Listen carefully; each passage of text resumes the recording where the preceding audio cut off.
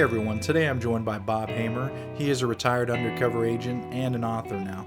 Bob has written a book about his life and his experiences as an undercover agent. His book is called The Last Undercover Agent. He talks about taking down many criminal organizations such as mobsters, pedophiles, gangsters, and many more. This book is absolutely incredible. I can't believe all the nasty, scary things Bob went through. Bob is very lucky to still be here and tell his stories. Please subscribe to my channel if you want to get more interviews like this, and without further ado, let's get into Bob's story. Hey Bob, how you doing? Adrian, thanks for having me on. I appreciate it. Yeah, well, thank you for coming on and taking out some of your time from your day, man. I know you had a really interesting story, and I really enjoyed your book. It was really good. You have a lot of undercover stories that were in there where you talk about taking down the NAMBLA, the pedophile organization, and then as well as the Sicilian Mafia, the Russian Mafia, the Mexican Mafia, and the Asian organized groups. So I think, the way we can get into your story is we can talk about being your first undercover case or how you even got involved with undercover work. And then we can go into your first undercover case. Sure. Yeah. It's kind of strange. People say, did I have specific direction and instructions? I watch Rockford Files, so I'm old. Let's face it. I'm better off in a radio podcast than a video podcast. So I gravitated toward law enforcement. I think after the Marine Corps, and I always thought undercover work would be pretty exciting. And so right now in the FBI, you have to be an agent for about 3 years before they'll allow you to go to the school, be certified. When I first started, they didn't even have those type of schools. And essentially it was, if you want to work undercover, you tell them you want to work undercover and they let you. So my very first assignment, we were targeting a guy who was a major residential burglar. I always love the story because if you didn't have an alarm system, he wouldn't rob your house because he figured you didn't have anything valuable. But he worked for, he was part of Joe Bonanno's crew out of Arizona. Joe Bonanno was one of the 5 major families out of New York. And it was interesting because as a Marine, I had run a lot and I was a distance runner. I was kind of lanky, not really like we used to say in the Marine Corps, I wasn't a Rottweiler. I was more of a Doberman, and he was a runner, and we connected. Actually, once I got introduced to him, we connected through our running. But my very first undercover assignment with him, my first meeting with him was completely innocuous. I mean, it was just the introduction. I was playing the role of kind of a high roller. I had some money. I was investing in land and had property, and we hit it off. But Adrian, I came away with this adrenaline high. I mean, this was the excitement I was looking for. And I spent the rest of my 26 years in a bureau kind of chasing that adrenaline dragon. And each undercover assignment, I would push harder and harder, further and further to see if I could get back that adrenaline rush that I had with that first meeting. But with Dave, like I said, he was a residential burglar. Eventually, he took me over to Arizona. We met at this mob restaurant. I hadn't gone to any school. All I'd done was watch TV. And we were in the back room, and all of a sudden, this guy pulls out a tray of cocaine. And I had never seen cocaine. I mean, not live. We talked about it at the FBI Academy. Obviously, I'd seen it in movies, and we talked about it in school. But he started cutting lines of cocaine and passing it around. And I'm going, what am I supposed to do now? I mean, how do I get out of this thing? And he kind of pushed it toward me, and I kind of waved it off like, nah. And then he pulled a gun out, and he didn't put it to my head, but he pointed it at me. And he said, you're going to do the line, or I think you're a cop. And I looked at him, and I think this was God inspired. I really do. And I just said, look, I'll do your product, but I can't take cane product. I'm allergic to cane products. I can't even do lidocaine or Novocaine when I go to the dentist. I said, so I'll do your line, but my heart's going to explode, and you're going to have a tough time explaining this to the paramedics when they come to get us. And Dave, my running buddy, the guy that I was dealing with, that I was buying stolen property from, he just looks at Joe and he goes, "Joe, I'm not putting that shit up my nose either." So Joe just, he says, "Oh, okay." So he passes the tray around and everybody else does a line.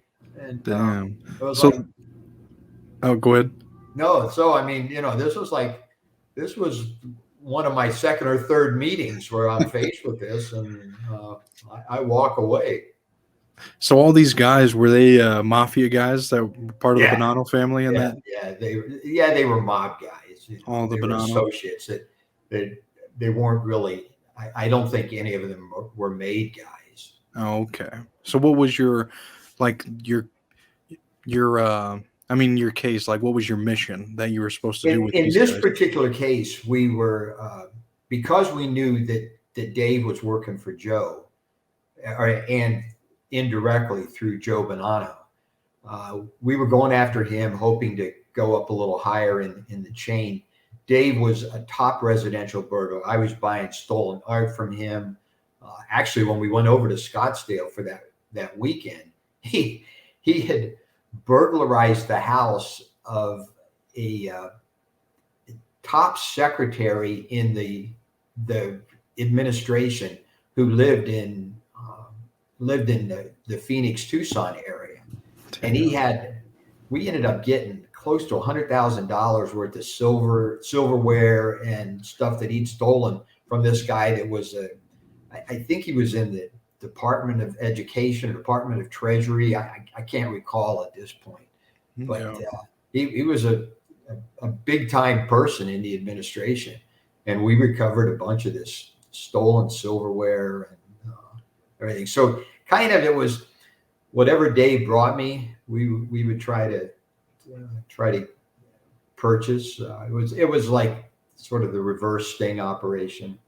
Mm-hmm. Yeah. So I mean, you would just not buy, but like get the stolen goods that he was getting, and then taking it back as evidence, and then eventually.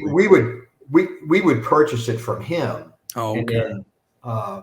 then he would pay a piece. Everything that he did, a piece of that went back to Joe Bonanno. So eventually, we got Dave, we got Joe, the guy at the restaurant, not Joe Bonanno, and a couple other those guys that had been in the restaurant. So, and it turned out that at the end of that case, we recovered millions of dollars worth of stolen factory equipment, construction equipment, and everything. I mean, they as probably, I know you've had some great guests on your show, but a lot of people just don't confine their criminal activities to one particular product. So with Dave, it was, he specialized in artwork and in stolen art, but whatever else he could get his hands on, he would do. And he introduced us to some other people, and it worked out well. Yeah. So, I mean, at the end of the case, him and the Dave and the associates, they all got 10 years then, wasn't it? Yeah. Okay.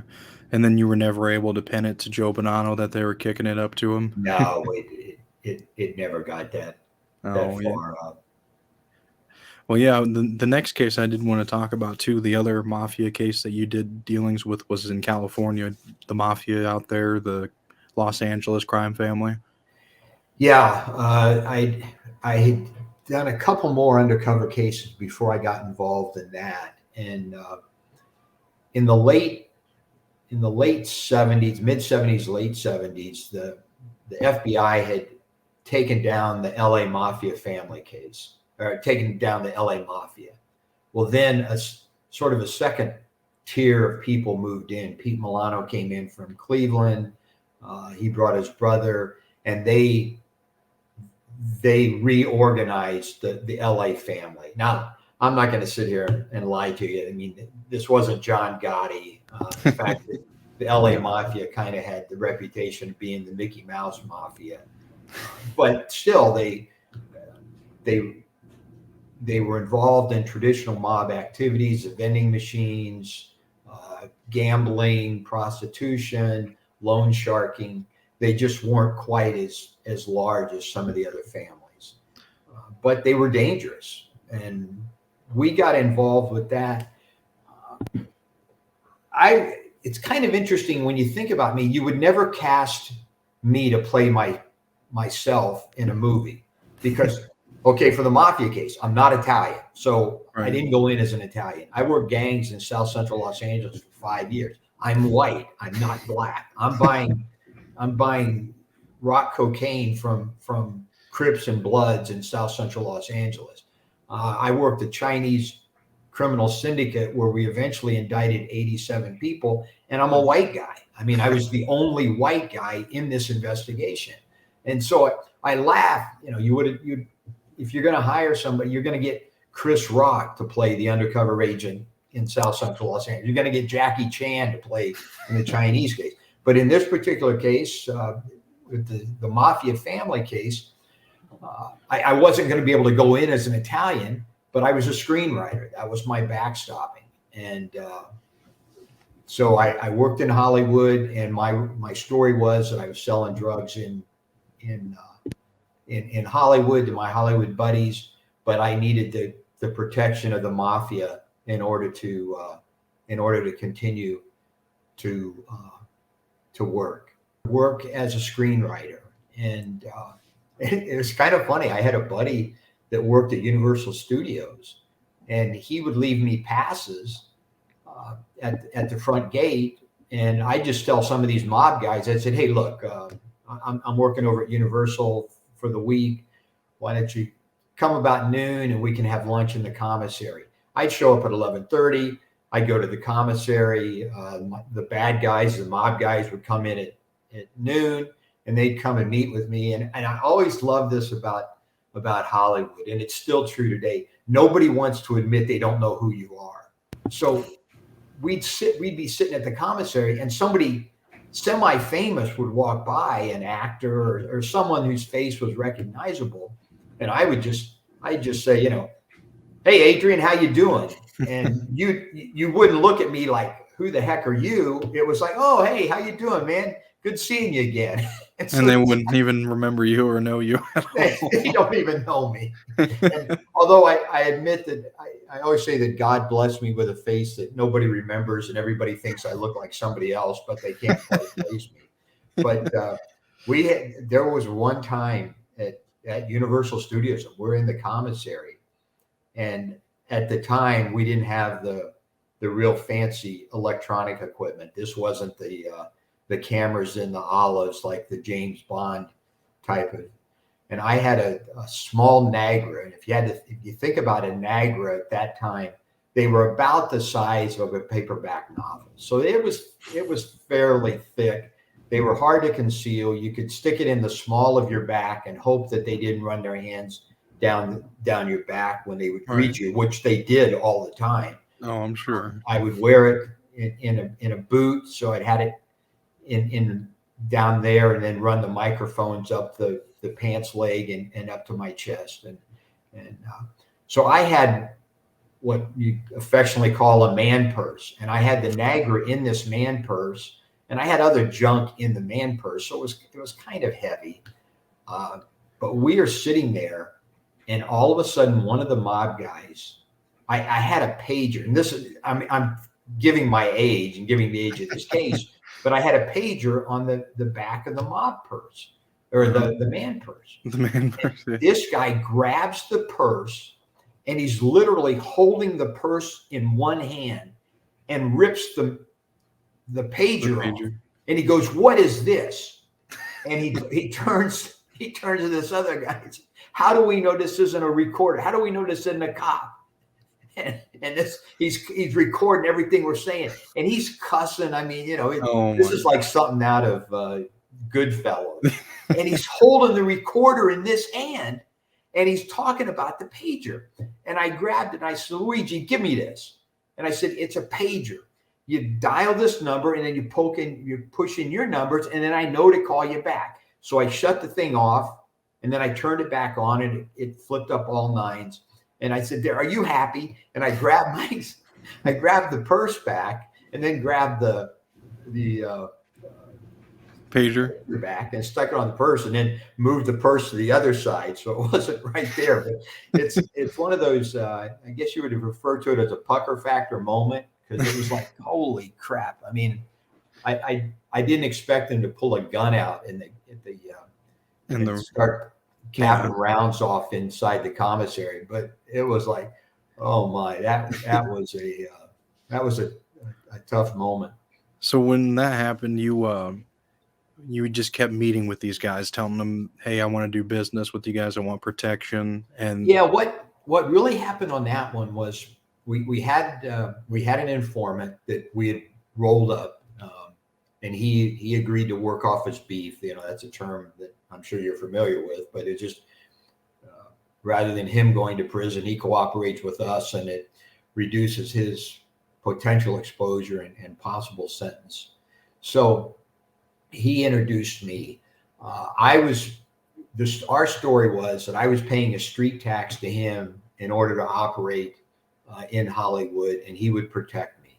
Well, we made a couple of these payments. He made a couple of payments to his contact within the LA family. And then eventually we just threw up the story that my cocaine source got popped, and I needed a new cocaine source. And if I don't have cocaine, I can't sell it, and I can't pay the street tax. So they ended up, the LA family introduced me to a guy out of Las Vegas who started supplying me with cocaine. And so we were setting him up, and then we're continuing with the payments. And I would pay, the informant was out of it by now. So I would pay the guy,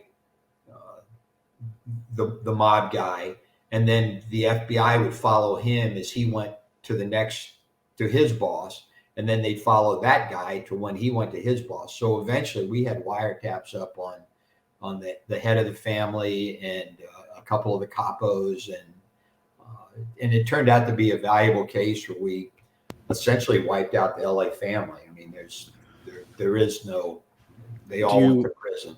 Do you recall the names of the capos and then the boss? Yeah. I mean, Pete Milano was the boss. His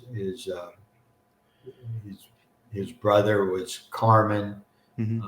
Luigi Gelfuso was one of the capos. And yeah, maybe I'll be able to find some pictures and put them up in here because the people that watch are always interested in, seeing who these guys were and stuff. But yeah, no. So after you did that, these guys all basically got 20, 30 years. Yeah, I don't think it was that much, but it was 10, 15 years, and then even after they got out of prison, most of them never returned to Los Angeles. They went elsewhere. I think several of them several of them ended up going to Las Vegas. But it was kind of, again, and Adrian, it's this thing where you start at point A. You think you're just going to go to B, but you end up going to C, D, E, and F. And in the middle of this case, we had a female cop come to us and say that she'd been approached by some mob guy at a funeral, and she thought there was something wrong with him. I mean, that he wasn't a straight shooter, and she looked him up and found out that he was a mob guy representing out of New Jersey. So we ended up. The DeCavalcante. She introduced me to. Was it the DeCavalcante crime family out there? Yeah. And so she ended up introducing me to him. It was great. We had this meeting, and I told him that I was mad at the LA family. They had fronted me this kilo of cocaine. Now they're pressuring me. They'd given me 3 weeks. They're pressuring me.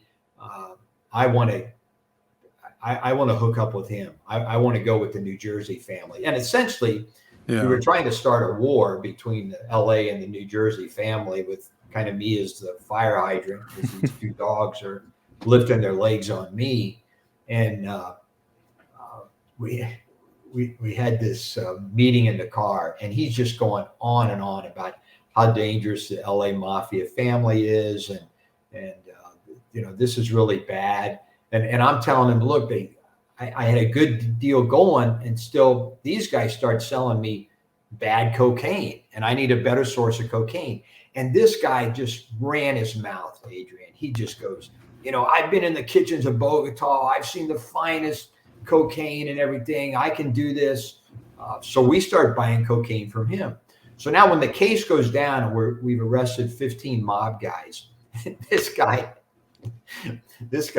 he's in custody, and we're going to the bond hearing. And the federal judge was just a great guy. I mean, it was a conservative judge. And Dino D'Agostino was the bad guy's name. And he stands up, his lawyer stands up, and we're telling why he should not be bonded out, because he's admitted to being in the kitchens of Bogota, seeing all this cocaine and all this kind of stuff. And this lawyer stands up and he looks at the judge and he says, Your Honor, I can guarantee you that had my client known that Special Agent Hamer was an undercover FBI agent, he never would have bragged about being in the kitchens of Bogota and seeing this cocaine. All this was just bragging. It wasn't true. The judge looks down and he says, you know what? I have to agree. I'm sure if he knew he was an undercover agent, he wouldn't have told him about the kitchens of Bogota. And it was like, just laughing. Yeah, it was like one of these surreal moments. And the other thing, D'Agostino had a twin brother, and the twin brother had been in a couple episodes of Kojak, and he gets on the stand as a character witness. This is why they're trying to determine whether or not to set bail. And his brother, the defense counsel asked him, how long have you known the client? And he goes, I known him all my life. It's your twin brother. Of course he has. I think we can accept that fact. So it was a rather humorous bond hearing. The judge didn't set, it was no bail. He was detained and eventually pled guilty to cocaine charges. But it's kind of some of that stuff that if you'd see it on TV, you wouldn't believe it. But it just kind of the humor. And I have to say, in my 26 years, I think some of my favorite cases were working the mafia, because they were just great characters. I mean, that's why there's such a popular genre of it still, because people really enjoy all the movies and everything, because everybody just really likes it. I was going to ask you too, did you know Giovanni Rocco? He took down the DeCavalcante crime family. He went and infiltrated them as well. Okay, good. I don't know if you're familiar with him. I never worked with him. Oh, okay. Yeah, I mean, he had his dealings with them too, but he's cool. I did an interview with him. Yeah. But he's probably cooler than I am. So. You guys are both cool. You did quite a few mafia cases, and then the book as well. You talked about doing there was like a jockey too in the LA crime family that you went undercover, and you were at the racetrack and stuff. Yeah. That one was just a smaller one while you were infiltrating this whole LA crime family. This came up separately. This was a separate investigation, and again, it was one of these. As I said, Adrian, I gravitated toward the undercover work. I loved it. I loved the adrenaline rush. I loved not being in the office. I would go months and months and months without going into the office, and maybe only meeting one FBI agent once a week to turn over my evidence or whatever. So that's the way I love to work. Yeah. And I was approached about working this race fixing case at the track, and I was kind of like, why is the FBI working this? I mean, but it's a chance to get out of the office. So I'll do it. And I really knew nothing about horse racing. I had to do a lot of research. I joke that I didn't know the difference between a gelding and a quinella. But by the time this case was over, I hit the pick six twice, and actually hit a triple on a $2 bet that paid $3,700. Really? But became an expert. Yeah. My wife, I think she was more afraid that I was going to become a degenerate gambler than I was any of these other cases. Yeah. Oh Because man. I would literally come home at night after being at the track all day and pull out the racing form and try to figure out what the how to handicap the next day's races. But Mhm. just real quickly, everybody, this group that we had an informant that told us that this group of 5 or 6 guys were fixing races, and so he was afraid to introduce me. He said these guys are too dangerous. He wouldn't introduce me, but he pointed out who they were. And I went to, this was at Santa Anita in Hollywood Park. Hollywood Park doesn't exist anymore, but it's Santa Anita in Hollywood Park, and he pointed out who they were. So I started going to the track and eventually sidled up to them. We go down to the paddock area and look at the horses, and I just kind of turn at the rail and say, hey, who do you like in this race? And sort of talk to them. And if there was a replay, I'd kind of sidle up next to them when we look on the up at the TV screen and figure out who won in a tight race. And they never really quite appreciated me or accepted me, but they allowed me to be on the fringe of their organization. Well, all these guys had nicknames. So there was Jimmy the Mouth, Jimmy the Greek, Joe the Broom, David the Printer. It turned out, Adrian, as we moved on, my nickname was Bob the Cop.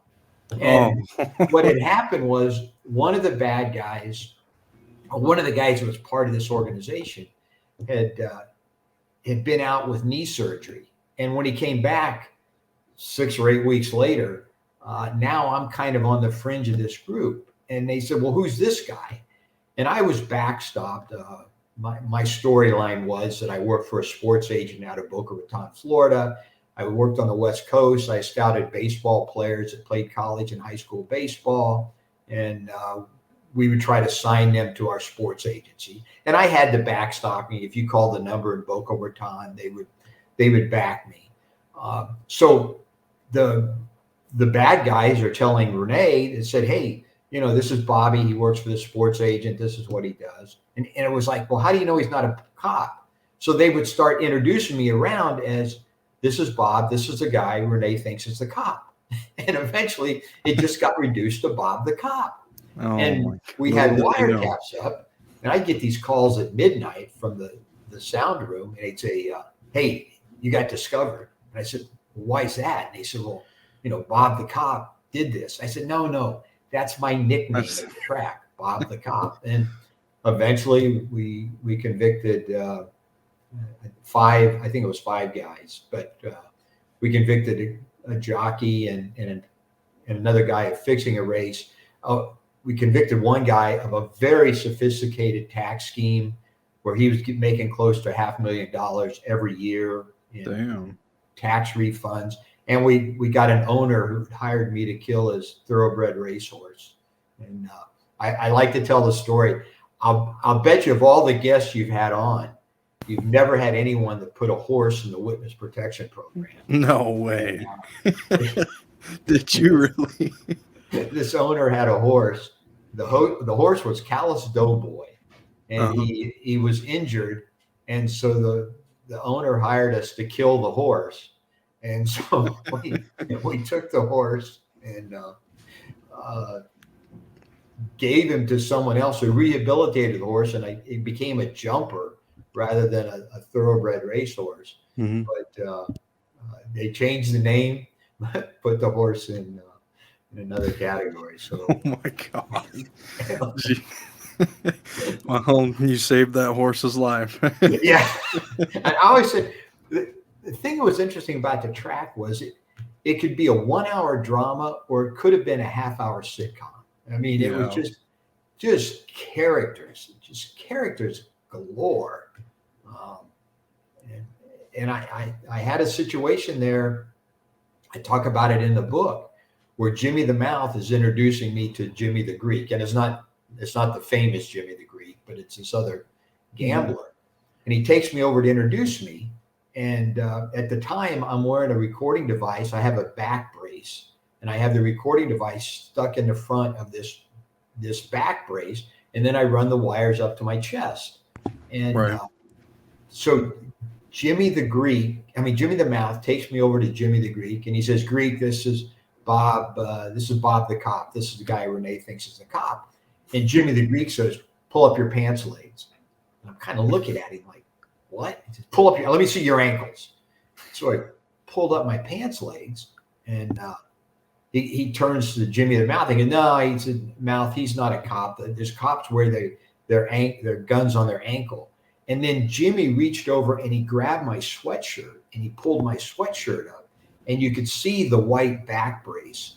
And I slapped his hand, and I said, hey, I don't, if you want to touch something, and I reached down to my package and kind of shook it and said, hey, if you want to touch something, how about this? But get your hands off of me.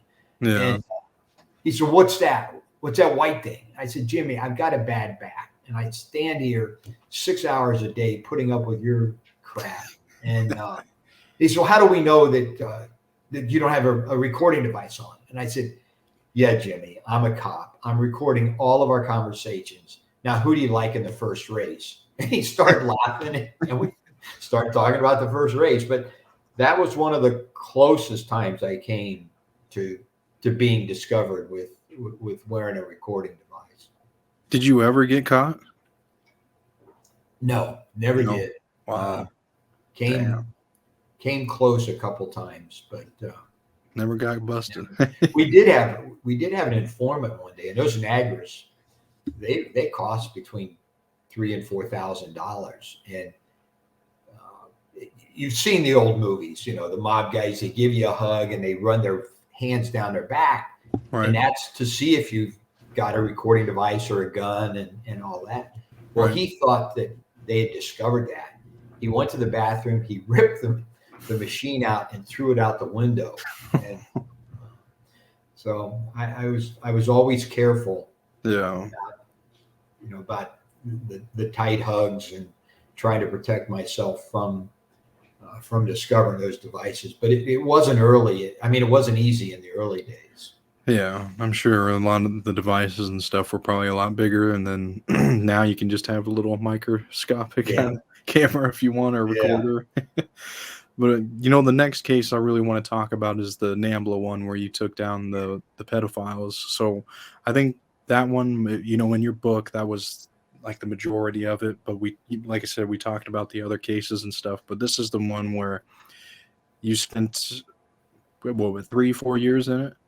Yeah, 3 years. Yeah, not on a daily basis, but right. You were doing balance in other cases and stuff too. Yeah. It actually was. I was working 3 cases at the same time.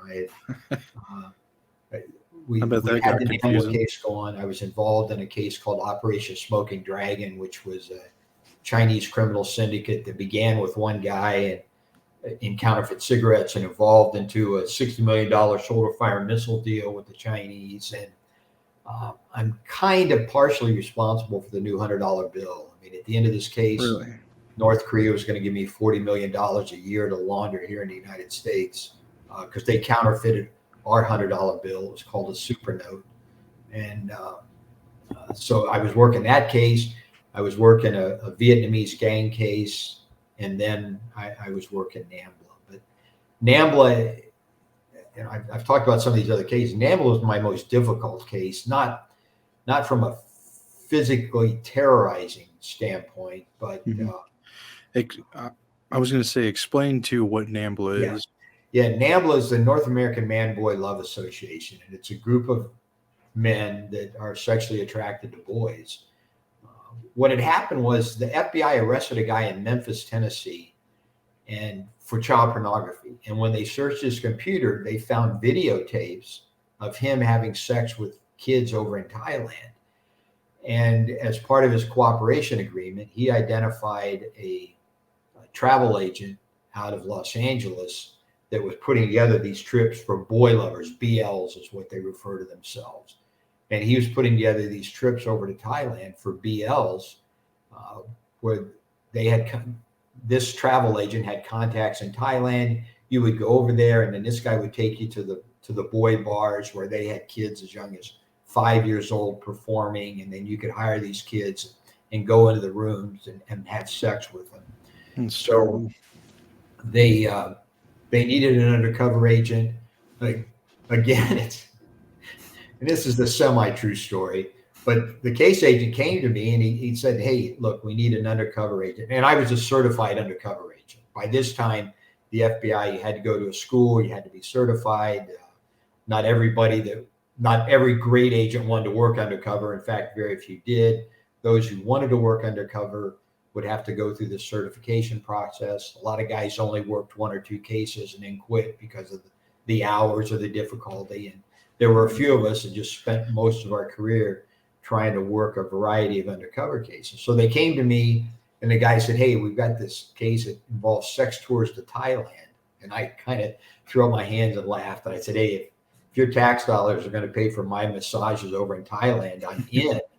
And he says, "Well, the deal is it's boy lovers. It's guys that are sexually attracted to little boys, and that's why they're going over there." So I agreed that I would work the case. And now it comes down, and Adrian, I think you can appreciate this, that you've got to build your backstory. You've got to understand. Sun Tzu, who wrote the Art of War, said that he who knows himself and knows his enemy will be successful in 100 cases or 100 battles.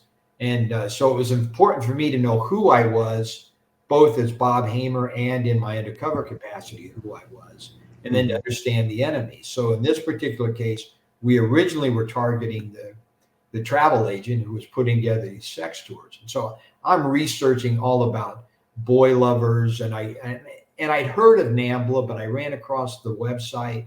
So I'm reading about NAMBLA. I just decided to join, asked the prosecutor. I said, "Hey, is it okay if I join?" He said, "Yeah, go ahead." So I figured most of these guys would be card-carrying members of NAMBLA. I sent in my $35. I'm now a member of NAMBLA.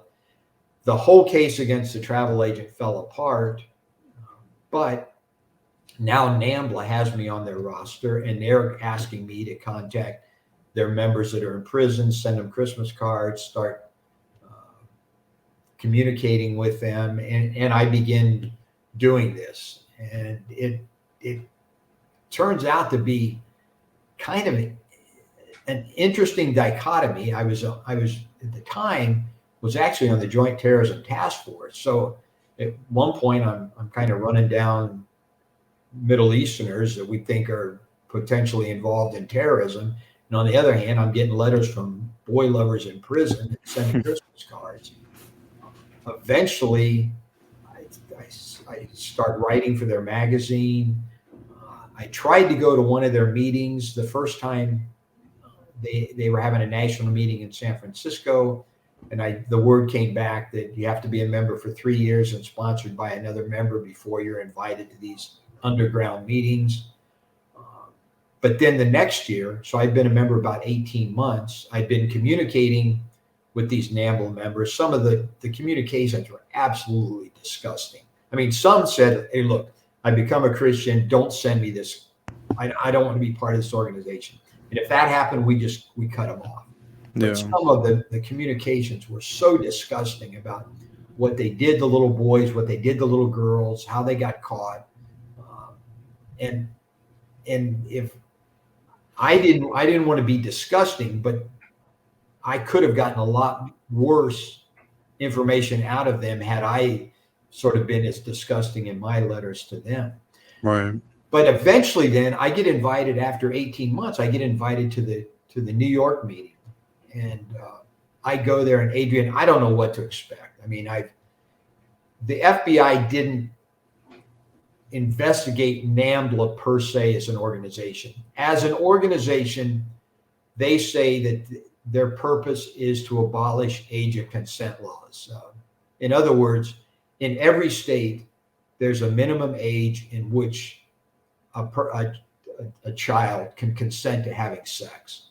And if you, as an adult, have sex with someone below that age, it's statutory rape. So right. If a 14-year-old boy or girl agrees to have sex with a 20-year-old man, it's even if the 14-year-old agrees, it's statutory rape. Mm-hmm. So the consent isn't an issue. So what NAMBLA is trying to say is we want to abolish the age of consent laws. And I don't mean to get too disgusting, but I literally sat through lectures or discussions with these NAMBLA members in which they justified having sex on 18-month-old little boys. Jeez, yeah, that's horrible. How could they even consent? I mean, how would they Yeah. even think that? Well, and their idea was that little boys touch themselves. It brings them pleasure, and we can bring them pleasure by touching them. And Jeez. that was their justification. So I ended up going back to New York for this very first meeting, and I'm thinking, they want to meet at the dining concourse in Grand Central Station. And I don't know how many of your viewers have ever been there, but you kind of enter on the top floor on the ground level at Grand Central Station. Then you go down a ramp, and the whole dining concourse is downstairs. And that's where you go to get the trains to your next destination. Right. So I've seen grainy photographs of some of these NAMBLA members. Like I said, the Bureau didn't have a case on NAMBLA. It's a First Amendment protected organization. I think one of the prosecutors said it best when he said, we're not going after NAMBLA. We're going after a pile of cow dung. And we're not going after the pile of cow dung. We're going after the flies that are surrounding the cow dung. And NAMBLA is the cow dung, and we're going after the flies. So I'm walking down this ramp and trying to figure out, okay, how am I going to recognize these guys? And honest to Pete, my first reaction was, holy crap, Central Casting, send me some perverts. And they looked like what I thought they would look like. But then when I got closer, it was like, some of these guys look normal. I mean, look at this face. On a scale of 1 to 10, I'm like a 2 with makeup, but I don't think I look like a pervert. And right. No. Some of these guys, they look like Central Casting perverts, and some of them we had school teachers, we had doctors. I met pilots, I met dentists. Some looked perfectly normal, and you've got to understand that the people I was dealing with, they were high functioning individuals in society. These weren't the guys that hung out at the public restrooms in trench coats and horn-rimmed glasses and flashed you. I mean, most of them. Now, I met the unemployed. I met Mensa members, and I met barely literate people. But still, they functioned in society. And that's the weird thing, is like it could literally be anyone. And that's I recently did an interview with Jody Planche. His father, I think that's how you say his last name, but his father was Gary Planche, and in the 80s he went and shot the guy in the head on live TV that molested his son. He was like his karate instructor. Yeah, I just recently did that. And so Jody, the son that was molested, he told me, like, yeah, these guys can literally be anyone, and they just groom their way into the families that they want to attack. So absolutely. And there is no checklist. I mean, you and I, we both, you hear about the 55-year-old man that lives in his mom's basement and is a school teacher, and you assume, well, what do you expect? Well, I met married guys. I met single guys. I met men who claimed to be sexually attracted to adult women and little boys. It ran the socioeconomic gamut. There was no checklist that you could say, okay, if he does this, this, and this, that makes him a pervert. Right. But you're absolutely right in that they groom the child and the family as much as they the family as much as they groom the child. I think we both have read articles where you've got the Little League coach that molests one child, and you've got 10 parents that say, oh, he was great with my son. Well, that's because he recognizes the vulnerability of that one child. That's what I will say this, it's probably not politically correct, but in my NAMBLA experience, and I was in the organization for 3 years, not on a daily basis. We eventually convicted 8 members of the group's inner circle. 4 I corresponded with about 165 members that were in prison, but not one child was successfully molested that had a strong, loving father figure in the home. So these guys, they would target that child who maybe was the single parent mom, Hmm. that family, or the father was an alcoholic or abusive, and they would target that child and Yeah. become a friend. And a lot of times there was a grooming process, sort of just like the dating process, where it's a wink, it's a smile, it's a nice compliment, it's a conversation. Eventually, let's go for coffee. Eventually, let's go out to dinner, and then let's go to bed. That type of thing. And a lot of these guys got off as much on the grooming as they did the actual sexual experience. But then there were guys that got off sort of the slam bam thank you man. I mean, uh, one of the guys we convicted was a PhD psychologist who worked at 2 Chicago area hospitals, and he admitted that he was just in it for the sex, and the sooner he could uh, get to a boy, the longer, or, the better it was.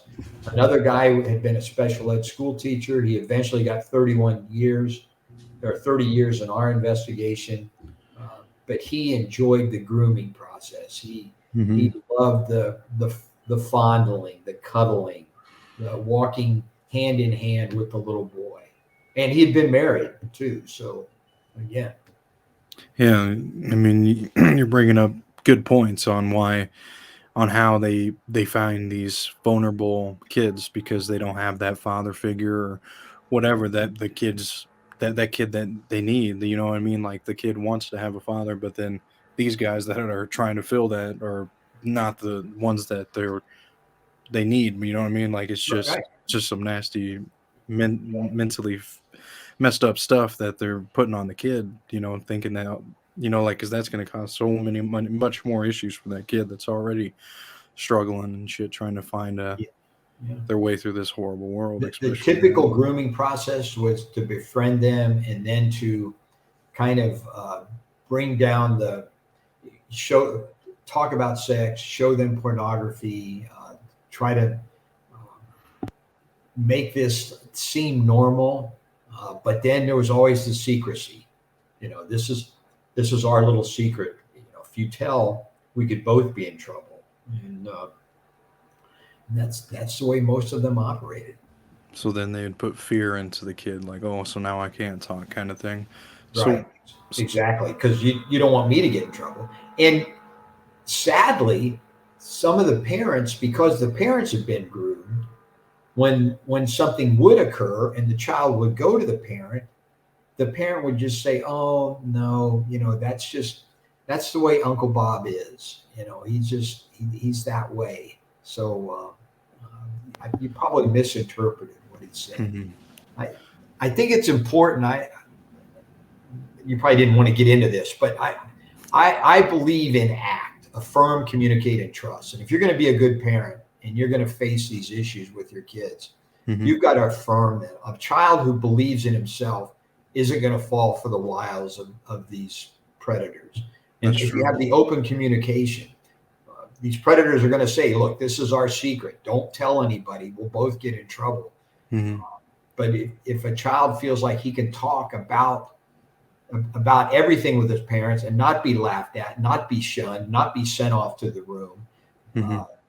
then he's going to be open and talk. And then trust, the idea that you trust your gut when you don't think there's something right that's going on, but you trust the child.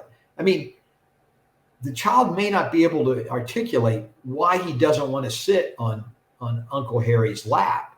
Mhm. And it may be because Uncle Harry has bad breath, but it might be because Uncle Harry did something to him that it just wasn't right. So don't force the child. Trust the child. If he doesn't want to do it, don't make him do it.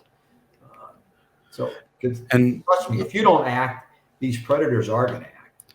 yeah, and I seen or not seen, but what you said earlier as well, like the coach with the kids. So all the other kids said, and their parents said, "Oh, he's great, he's fine, the kids are fine." But that one obviously passed that guy's test, that pedophile's test, and whatever the reasons were, there was something that maybe the parents could have done or whatever. But it's not, you can't just blame the parents or whatever because this outside situation. But we can, as parents, help the kids like realize in their head, hey, this is if someone's doing this or something's weird going on, you need to come to us and talk instead of just hiding and falling for this BS. You know what I mean?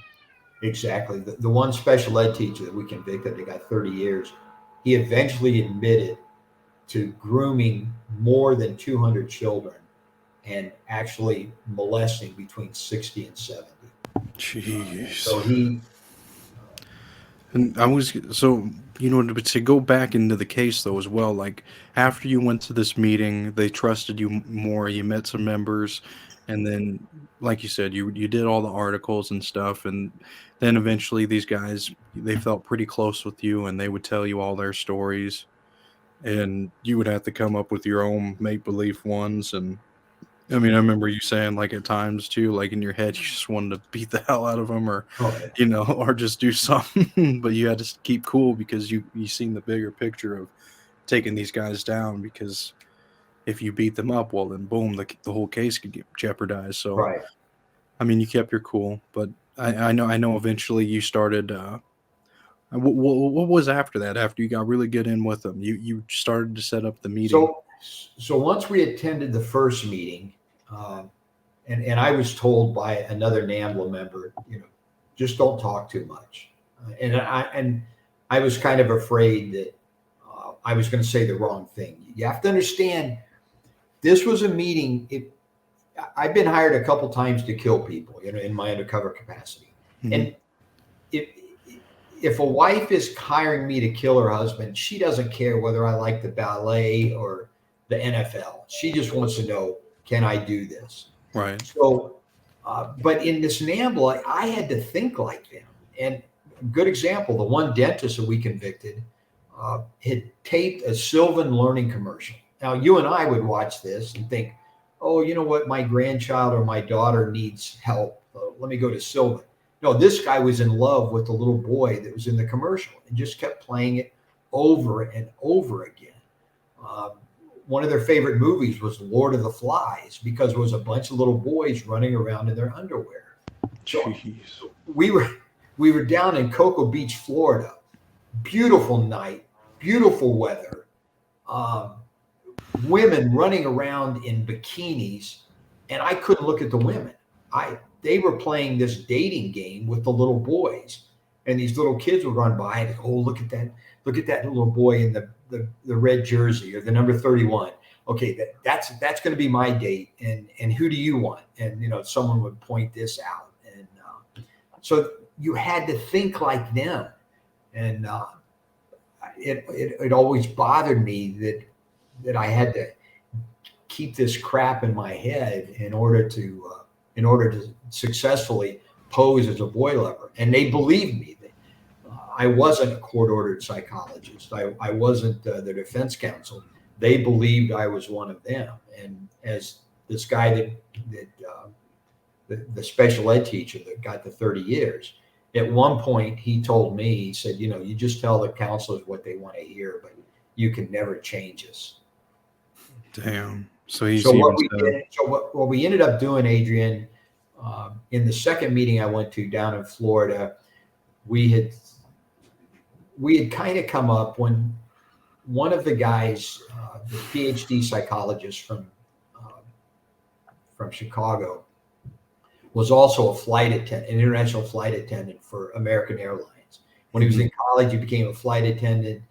He stuck as a part-time flight attendant and would use his miles to take trips to Thailand and Mexico in order to meet with little boys and have sex with these kids. And he explained to me, the youngest he'd had over there was an 8-year-old in Thailand. He said, I've seen him as young as 5, but jeez. 5-year-olds, they don't do anything for me. But he said, I don't want to be judgmental because, the youngest I like are 8-year-olds.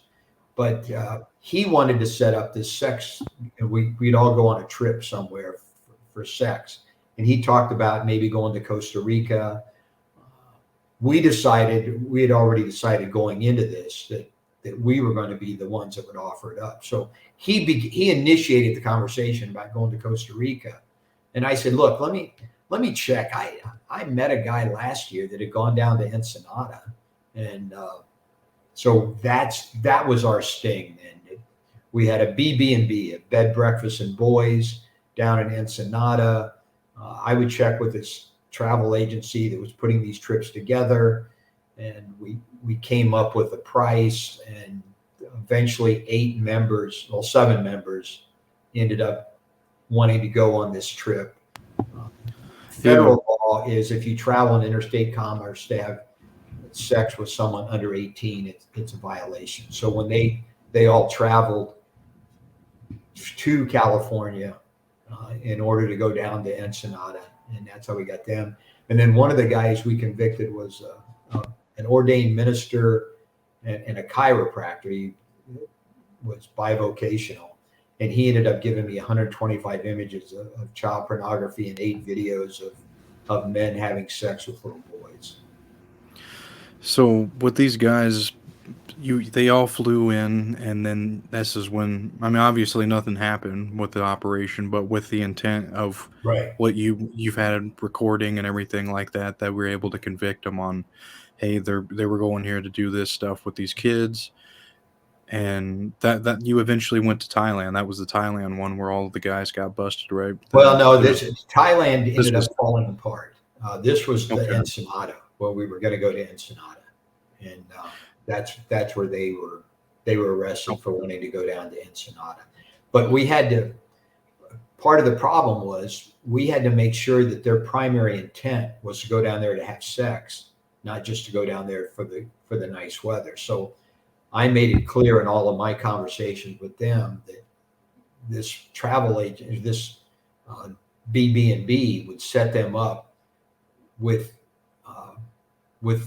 age preferences. So to each of these targets, I said, what is your age preference? What's your age range? And what sex acts do you want? Because some boys will do certain things and others won't. And so we got them all to agree. Almost every one of them wanted a child around 10 or 11, and most of them wanted anal and oral sex. And they made this very clear on the tapes. So.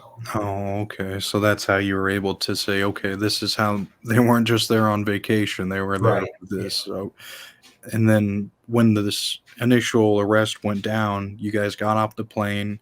You met with. Didn't you meet with a pimp or something, or was it just right away the guns came out? Yeah, it changed. Yeah, it came that it actually it was kind of one of those issues they don't show in TV, but we had them coming into Los Angeles and San Diego, and the 2 U.S. attorneys' offices had a conflict.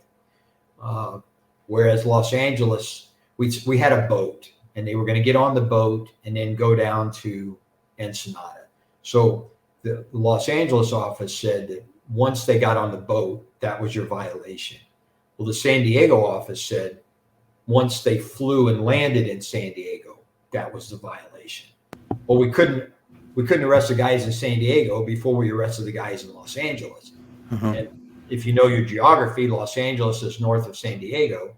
So we had to wait till they got on the boat in Los Angeles before we could arrest them in San Diego. And it was one of these things, Adrian, that it doesn't rain in Southern California, but it poured. We had, they call it El Niños. It was the rain was horrible, the storms.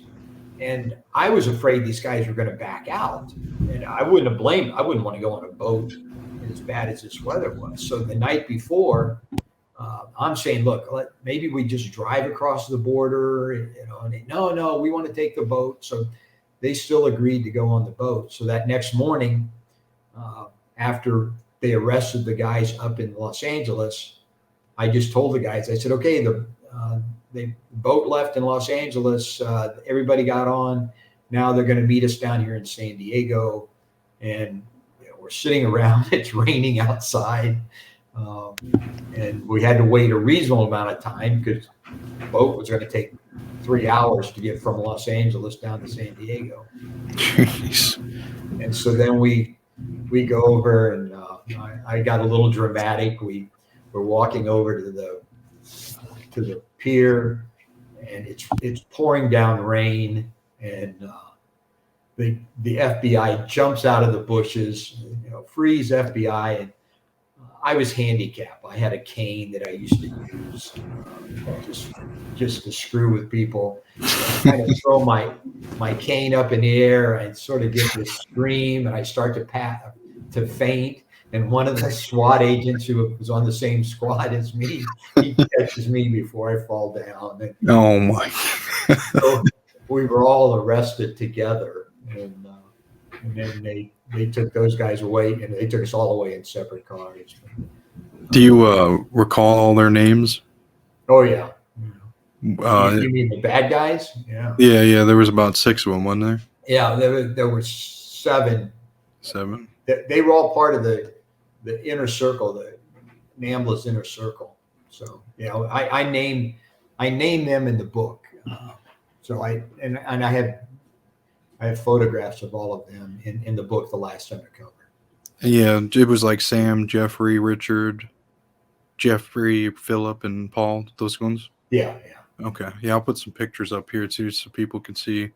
And again, to get back to what we talked about earlier, Adrian, there you go. We had 3 special ed teachers, so college graduates. We had a dentist. We had a PhD psychologist. We had a bodybuilder personal trainer, and we had a blue collar worker. So I mean, it ran the gamut.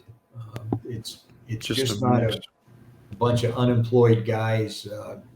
No, it's not at all. Basement. No, you're right. So I mean, just from this case alone, these guys, the 6 or 7, the 7 that you put away. I mean, like you said, yeah, none of them were living in their mom's basement. They all had a job, high level kind of job. Yeah, that you had to go to college for, and so I mean, you're right. 3 it's not just 3 had previously been married, had children. All 3 of those guys had children. So it just, there's not a box that you can check off. No, there's not at all. But I mean, luckily we have people like you out here that, when infiltrate these organizations and try and make these guys get off the street and lower these organizations as much as we can. I know crime will never stop, but if you don't try and if the law enforcement did exist, we'd have horrible crap going on all the time, more than what we got now. You know what I mean, Bob? Yeah.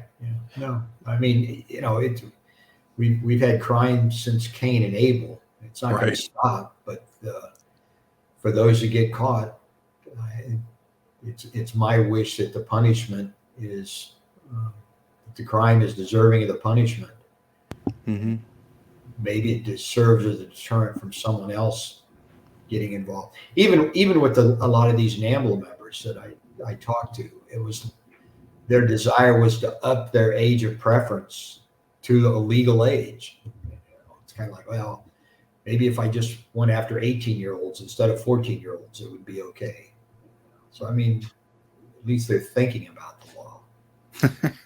Yeah. So I mean, it's just a whole different thing that still is really up for debate on how they are going to assess what they do with this last case, like with pedophiles and stuff. I don't know how they even have any kind of plan to really rehabilitation or anything. Yeah. I don't know how any of that would work, because like you said, it's just there's no box to check. I don't know how any of that would work.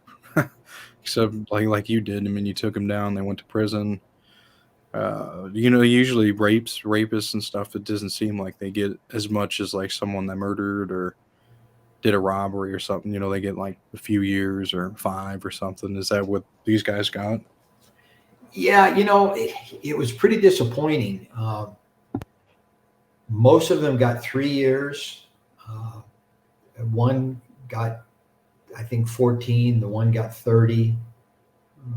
So it wasn't.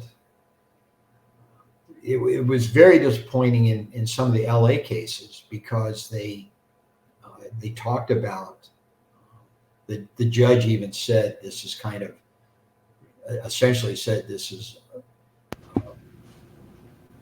NAMBLA light, because all they wanted to do, they wanted to go on the trip and no child was actually harmed. That was their reasoning. But these guys had already admitted to me of doing this before. They traveled before. They'd had sex with children before. So it wasn't a matter of,